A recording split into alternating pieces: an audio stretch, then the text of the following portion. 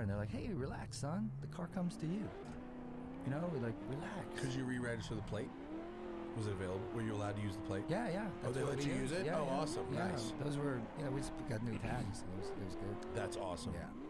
Sometimes if you find the old plates and it's like they've been off the road for a few years, it can be a real headache. No, they let us use it. That's awesome. The car came out, I mean, super good. Like, I built this Fox body notchback Mustang a few years ago that, like, if you took what you did and put it on a Fox body Mustang, it would basically continue, I have people like Mike Spec from SEMA who did the Underdog, the Ford Maverick with me.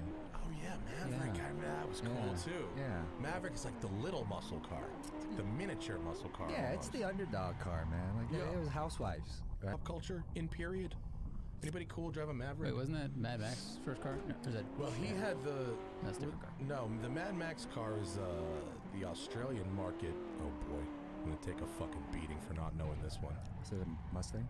No, it's the Falcon XB. Woo! It's genius. There you go. Stupid weed. Second guessing myself again.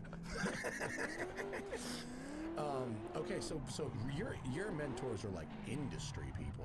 Not Gran Turismo, basically, right? And he would let me sit there in the garage with him and basically ask him questions like, why does that say SS? Like, what is that? And why are you doing that? And he gave me this kind of understanding of this romantic, I guess, notion of restoring a car. Yeah. And why badging is important. Why guys flip over SS over just the stock standard, right?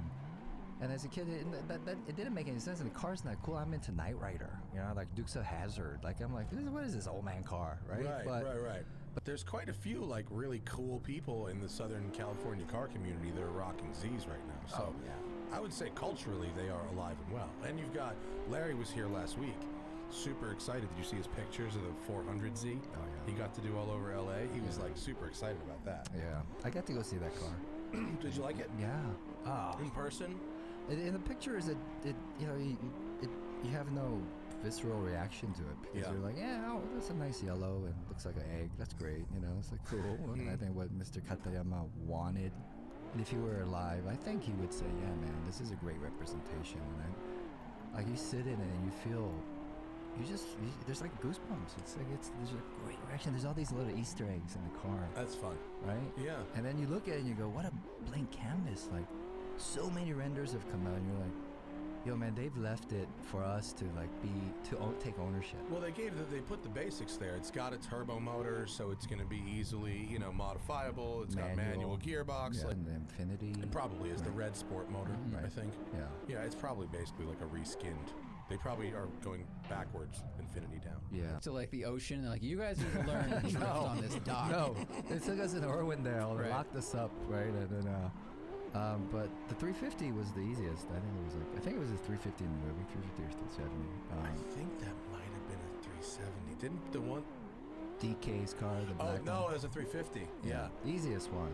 And that was Tanner stunt driving that car, I believe. Tanner and Samuel Hubernet. Yeah. Everybody needs to hear this, is that I am not a stunt driver. I do not do my stunts. These guys are masters. Like, I remember Tanner and Samuel, they were like, hey, I was like, how are you going to do this? How are you going to drift up this, this ramp? Oh, that was right? Yeah.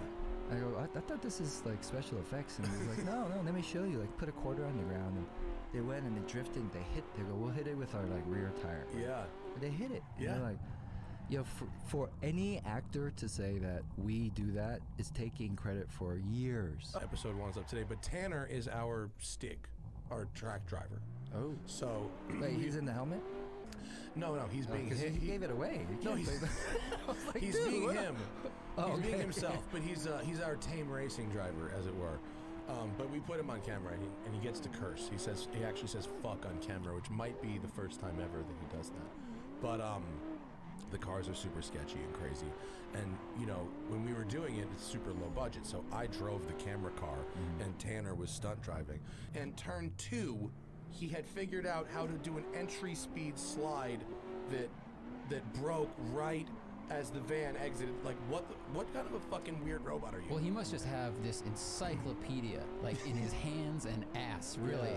where he just goes, oh, this feels like that thing I drove 10 years ago and the thing I drove 3 years ago, and I know I can initiate like this, and it's just, that's where it is, man. It's all that experience. So nuts. So nuts. Yeah. So talented. Yeah. Did they let you have some fun and do some driving when making films, or? While we're shooting? Yeah. Yeah. Speed in my life, and that's why you rolled 100 horsepower 240. Exactly. Like your boss. Man, I gotta get home. You know, I got a wife. Reliable. Yeah, I got people. Yeah. That's awesome, though. I mean, I'm glad you give those guys the props because they fucking have a real talent that's like, and it's not just talent; it's like practiced. That's They right. earn it. That's right. You know. That's right. So that is it Fuguzi? Fuguzi. Okay. I was wondering how if it was just Fuguz. Because that kind of Fuguzi. kind of also works. Fuguzi's better though. Well, in the What a great platform for like a Larry resto Chen mod, I photos guess. right there. And Plug in of for our course, we're buddy. going with the Larry Chen photo. Larry, Larry is the best and worst gift giver of all time, because Larry came in last week and he had a rolled up poster tube and he goes, I brought you something. And he didn't use that almost racist Asian accent I just said I half did use. But he fucking rolls out on this table a 6 foot by 2 foot beautiful photo of my car. For this hobby, and I was like, that's not a Porsche 911, No. dude. You know, that's not even the entry price. So Yeah. so my buddy, you know, came over for lunch and he was like, yo man, I just saw a 240. You know anything about these cars? And I was like, nah, I'm from Georgia, man. I don't know. It's like Duke's a hazard car, maybe. Like, we get a 63 Impala, maybe. Yeah, but not. I was like, what's up with that? I go, I know what it looks like, and he goes, I think it's a cheap car that is cool enough for us to maybe kind of just experiment and build this track car. And 510s and whatever, right? Yeah. And the trucks, the 320s, and I was like, yo, that's pretty amazing. That's very like, you know, immigrant story. Yeah. It was like Mr. K. I go, I like his kind of thinking, especially during that time. And then think about it, trying to bring that car into America in the 70s. Yeah. Right, post 9. 69. Yeah, so it's not like it was in 75 or something where everything was slow. It's like 69, our shit was still loud and huge displacement. I think, didn't he make a push because he knew that the brand needed a sports car? He loved like the British sports car idea, and that's kind of what they brought, and people loved it. Yeah, I mean it's a baller, man, to go and to be dream the cataract, Yeah. right? You know, and it's not gonna be some Toyota. Yeah. Right? We didn't buy Sonys. Yeah. We bought G. My grandma you know? didn't ride in German cars, you know what I'm And saying? then Look, it's like, I have a Korean friend. And you're like, look, I'm not even that into 240s, man. I just read about these. he goes, trust me, there's no Oh my rust God, dude. because I'm one of you. I have That's an Asian pear hilarious. tree. How are the pears, though, really? Well, no, they weren't grown. They were like in Valencia, man. God damn it. But we got the car, and then him being a Christian man, he said, "Hey, I just want to tell you that I prayed that that element in your life where you can ranch or you can learn from a mentor." And we didn't have that. My parents were busy, man. They're working class, and so it was a romantic notion to be in the garage and work on a vintage car. It When you cost were in money. Georgia, what did you drive as a kid? Nothing. Nothing? I had no car. What was your first car? It was a Toyota Tercel. Oh, man. Yeah. I wish I could say those were good. D. Wait, what year are we talking? I'd say like an 89. Oh, that might have been Zach.